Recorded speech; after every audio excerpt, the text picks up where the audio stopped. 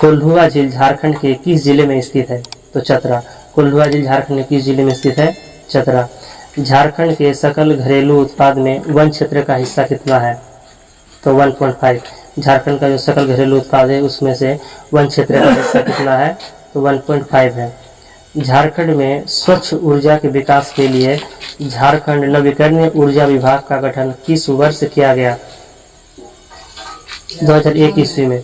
झारखंड में स्वच्छ ऊर्जा के विकास के लिए झारखंड नवीकरणीय ऊर्जा विभाग का गठन किस वर्ष किया गया? 2001 ईस्वी। झारखंड राज्य जल नीति कब लागू की गई थी? तो 2011 ईस्वी में। झारखंड राज्य जल नीति कब लागू की गई थी? तो 2011 ईस्वी में। दोस्तों, आपको हमारा प्रश्न कैसा लग रहा है कमेंट करके जरूर बताइएगा ताकि हमें मोटिवेट मिल सके। चलिए आगे बढ़ते हैं। झारखंड ऊर्जा नीति कब लागू की गई? तो 2012 ईस्वी पे। झारखंड का कुल कृषि क्षेत्रफल के कितने प्रतिशत पर एक फसली कृषि की जाती है? तो 40% क्षेत्र पर एक फसली कृषि की जाती है। पहला क्वेश्चन, दामोदर नदी किस जिले से निकलती है? लातेहार। दामोदर नदी किस जिले से निकलती है? लातेहार। दामोदर नदी की लंबाई झारखंड में कितनी है? तो 290 किलोमीटर। दामोदर नदी की लंबाई झारखंड में कितनी है? 290 किलोमीटर। झारखंड की सबसे बड़ी व लंबी नदी कौन सी है? तो दामोदर नदी। झारखंड की सबसे बड़ी व लंबी नदी कौन सी है? दामोदर नदी। झारखंड के किस क्षेत्र में सर्वाधिक वर्षा होती है? तो नेतरहाट पठार। झारखंड के नेतरहाट पठार पे सर्वाधिक वर्षा होती है। तिलका मांझी को संयुक्त बिहार के किस जिले में फांसी दी गई थी? तो भागलपुर पे। तिलका मांझी को फांसी कहाँ दी गई थी? भागलपुर पे दी गई थी। अगला क्वेश्चन, झारखंड के प्रथम हिंदी दैनिक पत्र का नाम क्या है? तो राष्ट्रीय भाषा। झारखंड के प्रथम हिंदी दैनिक पत्र का नाम क्या है? तो राष्ट्रीय भाषा है। आदिवासी महासभा के 1939 ईस्वी में संपन्न द्वितीय अधिवेशन की अध्यक्षता किसने की थी? तो जयपाल सिंह। आदिवासी महासभा के 1939 ईस्वी में संपन्न द्वितीय अधिवेशन की अध्यक्षता किसने की? तो जयपाल सिंह ने की थी। सविनय अवज्ञा आंदोलन के दौरान रांची में स्वदेशी सप्ताह कब मनाया गया? तो सितंबर 1930 ईस्वी पे सविनय अवज्ञा आंदोलन के दौरान रांची में जो स्वदेशी सप्ताह मनाया गया था वह ईस्वी था सितंबर 1930 ईस्वी। बापला किस जनजाति में विभाग को कहा जाता है? तो संथाल में। संथाल के विभाग को बापला कहा जाता है। किस जनजाति में पुरुषों के हाथ में सिक्के का निशान पाया जाता है? तो संथाल पे। संथाल जनजाति में जो पुरुषों के हाथ में सिक्के का निशान पाया जाता है। मांझी थान है, तो मांझी थान क्या है? तो पूजा स्थल है। मांझी थान मांझी का पूजा स्थल है। मांझी थान है पूजा स्थल। 1872 ईस्वी की पहली जनगणना में कितने जनजातियों को सूचीबद्ध किया गया? Very very important question. तो 18 जनजाति को। 1872 ईस्वी की पहली जनगणना यानी 1872 में जो पहला जनगणना हुआ है उसमें कितने जनजातियों को सूचीबद्ध किया गया? तो 18 जनजाति को सूचीबद्ध किया गया। सविनय अवज्ञा आंदोलन के दौरान संथालों का नेतृत्व गोमिया थाना बोरोगेरा ग्राम के किस व्यक्ति द्वारा किया गया? तो बंगम माने। सविनय अवज्ञा आंदोलन में संथालों का नेतृत्व गोमिया थाना बोरोगेरा ग्राम के किस व्यक्ति द्वारा किया गया? तो बंगम माने। झारखंड के मोहन महतो, सहदेव महतो, गणेश महतो एवं गोकुल महतो ने किस सत्याग्रह में सक्रिय सहयोग दिया था? तो नमक सत्याग्रह। यानी हम कह सकते हैं कि नमक सत्याग्रह संबंधी झारखंड के व्यक्ति मोहन महतो, सहदेव महतो, गणेश महतो एवं गोकुल महतो है। अगला क्वेश्चन, झारखंड का राजकीय वृक्ष का दर्जा किस वृक्ष को दिया गया है? बहुत इजी क्वेश्चन है। तो साल वृक्ष को। झारखंड का राजकीय वृक्ष क्या है? साल है। भारतीय संविधान के किस अनुच्छेद के तहत राज्य की विधानसभा में अनुसूचित जनजाति एवं अनुसूचित जनजातियों के लिए स्थानों का आरक्षण किया गया है?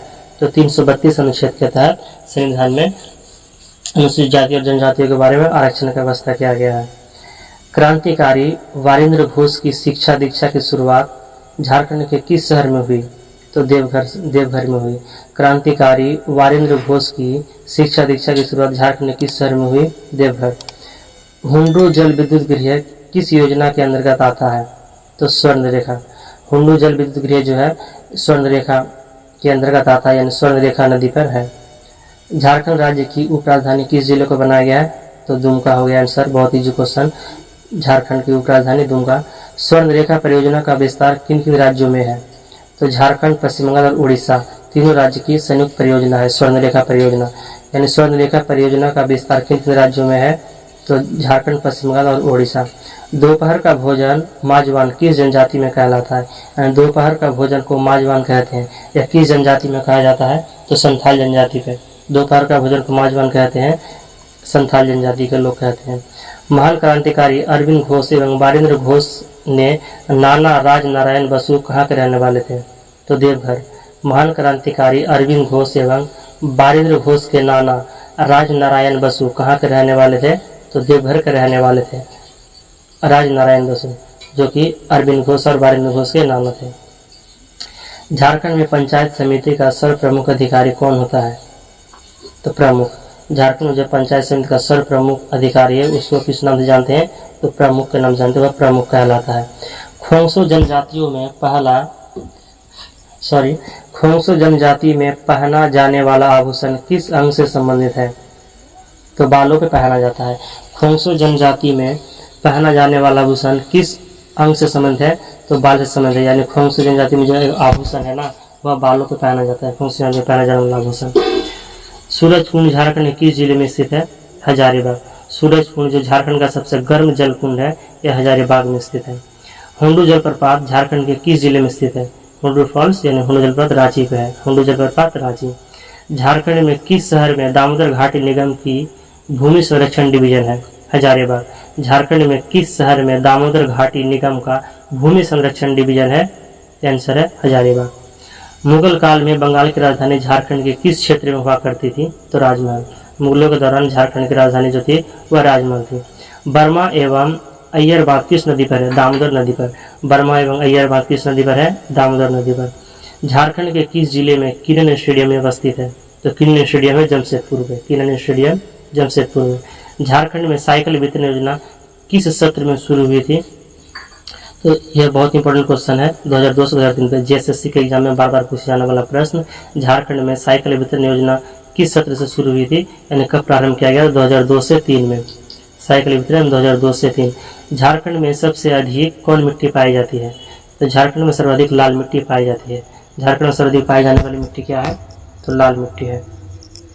अगला क्वेश्चन, बिरसा मुंडा तकनीकी छात्रवृत्ति जनजातीय विद्यार्थियों को किस लिए प्रदान किया जाता है? प्रश्न है, बिरसा मुंडा तकनीकी छात्रवृत्ति जनजातीय विद्यार्थियों को किस लिए प्रदान किया जाता है? तो मेडिकल पढ़ाई के लिए और इंजीनियरिंग पढ़ाई के लिए, दोनों के लिए, मेडिकल और इंजीनियर की पढ़ाई के लिए बिरसा मुंडा तकनीकी छात्रवृत्ति दिया जाता है। अगला क्वेश्चन, झारखंड आंदोलन में गैर आदिवासियों को शामिल करने हेतु 1948 ईस्वी में जस्टिन रिचर्ड ने किस पार्टी का गठन किया था? तो यूनाइटेड झारखंड ब्लॉक का गठन किया था। फिर से रिपीट करते हैं हार्ड क्वेश्चन, झारखंड आंदोलन में गैर आदिवासियों को शामिल करने हेतु 1948 ईस्वी में जस्टिन रिचर्ड ने किस पार्टी का गठन किया था? तो यूनाइटेड झारखंड ब्लॉक का। ऑप्शन नंबर ए सही है, यूनाइटेड झारखंड ब्लॉक। बृहत्तर झारखंड की मांग सर्वप्रथम कब हुई? तो 1939 ईस्वी में। बृहत्तर झारखंड की मांग 1939 ईस्वी में हुई थी। बृहद झारखंड की मांग सर्वप्रथम किसने की? पहला क्वेश्चन होगा कि बृहद झारखंड की मांग सर्वप्रथम कब? 1939 ईस्वी में। और इसकी मांग सर्वप्रथम किसने की? तो जयपाल सिंह ने। बृहत्तर झारखंड की मांग जयपाल सिंह ने की थी 1939 ईस्वी में। जयपाल सिंह आदिवासी महासभा के अध्यक्ष कब चुने गए? तो 1939 में ही। 1939 में ही आदिवासी महासभा के अध्यक्ष चुने गए और बृहद झारखंड का मांग किया था 1939 ईस्वी में। किस विद्रोह के परिणाम स्वरूप 1833 ईस्वी में एक नए प्रांत दक्षिणी पश्चिमी सीमांत एजेंसी का गठन हुआ? तो कोल विद्रोह। किस विद्रोह के परिणाम स्वरूप 1833 ईस्वी में एक नए प्रांत दक्षिणी पश्चिमी सीमांत एजेंसी का गठन हुआ? तो कोल विद्रोह के दौरान 1833 ईस्वी में। बिहार के मुगल सूबेदार शाइस्ता खान ने पलामू के चेरोवंशी शासक प्रताप राय के विरुद्ध पलामू किला पर आक्रमण और संधि कब की? तो आंसर है 1641 से 42 ईस्वी में। एक बार और रिपीट करते हैं, बिहार के मुगल सूबेदार शाइस्ता खान ने पलामू के चेरोवंशी शासक प्रताप राय के विरुद्ध पलामू किला पर आक्रमण और संधि कब की? तो 1641 से 42 ईस्वी में। कोल विद्रोह का दमन किस अंग्रेज सेना नायक ने किया था? तो विल्किंसन ने। कोल विद्रोह का दमन किसने किया था? विल्किंसन, जो अंग्रेजी सेनानायक था विल्किंसन। मुगल बादशाह जहांगीर ने पोखरा अभियान छोड़नागपुर खास के नागवंशी राज के विरुद्ध के नेता इब्राहिम खां को कौन सी उपाधि दी? तो फात जंग की उपाधि दी थी।